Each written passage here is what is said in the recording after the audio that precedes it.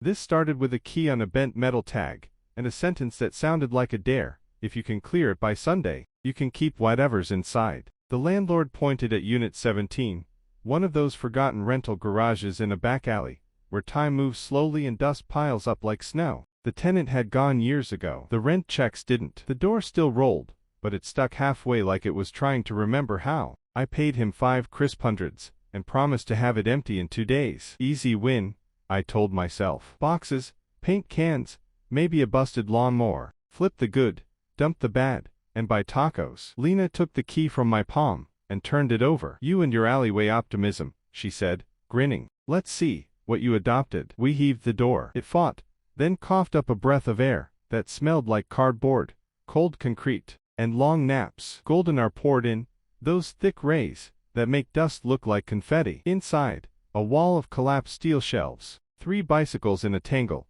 a rolled rubber mat, and a beige tarp folded in on itself, like a dead parachute. Nothing glamorous, nothing worth a parade, but life has a way of hiding treasure under the boring parts. We started left, pulling boxes, opening a path. Old cookbooks, cash register with half the keys missing, a tin of screws that had divorced its lid sometime in 2009. Every move sent dust spiraling into the light like galaxies. Behind the fallen shelves the floor was cleaner, less trampled, as if whoever used this place stopped coming back all at once. That's where we saw it. Not the whole thing, just an edge, a sweep of fabric stretched over something low. The tarp had gone stiff with age. When I pinched it, it crackled. Beneath my fingers the shape wasn't rectangular like a freezer or a cabinet. It curved. It dipped. It had a nose. Tell me that's a kayak, I said, because lying to yourself is a survival skill. Lena set her gloves and eyes on the curve and shook her head. Nose, she said, like a car nose. We cleared the rest of the shelves and stood in silence. The tarp covered something roughly 4.5 feet tall at the windshield, maybe 14 feet long front to back. The front corners were so low they nearly kissed the floor. The rear quarter rose to a fast-back slope. It was the silhouette of speed drawn by someone who loved triangles. We didn't yank. We negotiated. I lifted the passenger corner. Lena took the driver's side. Dust lifted like smoke, and the first things we saw were wheels, silver 5-spokes with flat faces and narrow tires that looked fossilized. The lip had no curb rash. The brake calipers were small and simple, the kind that belonged to a lightweight car.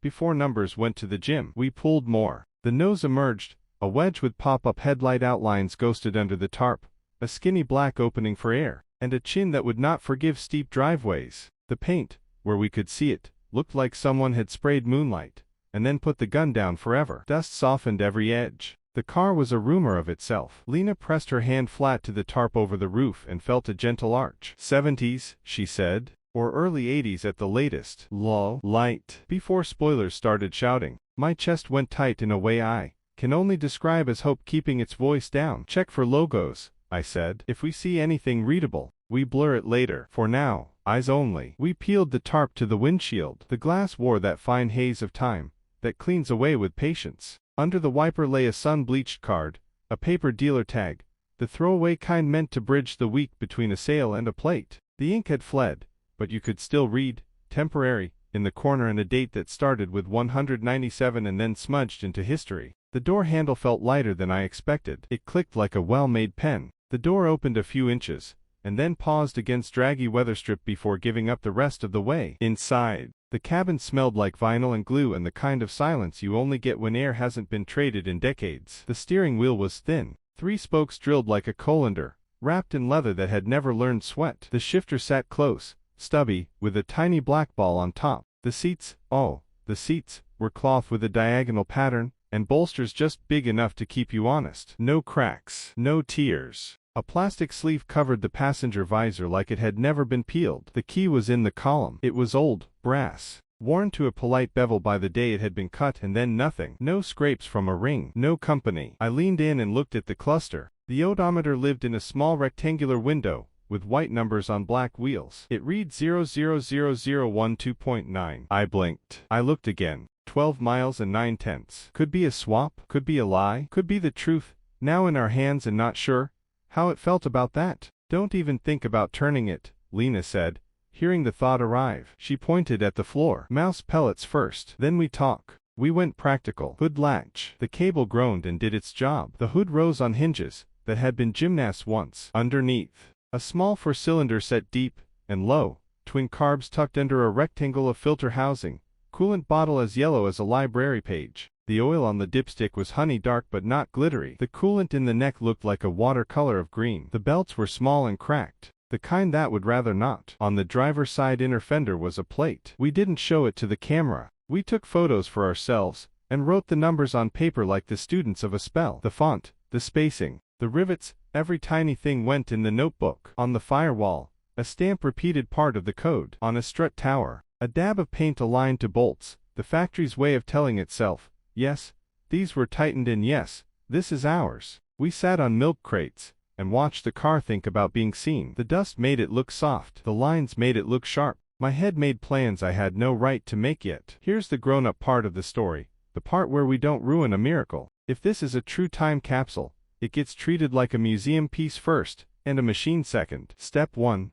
Document. We photographed every stamp and sticker, every wrinkle in the seat vinyl, the way the trunk mat curled, the pattern of glue under the carpet edges. We pulled the mats and found the original jack in its pouch, the handle still wrapped in paper. The spare wore a chalk X, and no rubber had kissed pavement. Step 2. Verify. VIN format against the era. Body stamp against the plate. Date codes on the glass, the belts, the tires, the plug wires. We measured the dust. Kidding. Not really. Step 3. Inspect the engine without moving it. Plugs out, borescope in. We looked at cylinder walls for crosshatch and corrosion freckles. We fogged the cylinders with a light oil and set the plugs aside, threads greased so they'd go home later without fights. Step 4. Fluids. Drain fuel from a tank that had fermented into something between varnish and regret. Pull the carb bowls and see what time did in there. New oil. New filter. Coolant flush. Brake fluid evac. We would not press a pedal or spin a pump until every ounce of old was in a waste can. Step 5. Rubber. New belts. New tires.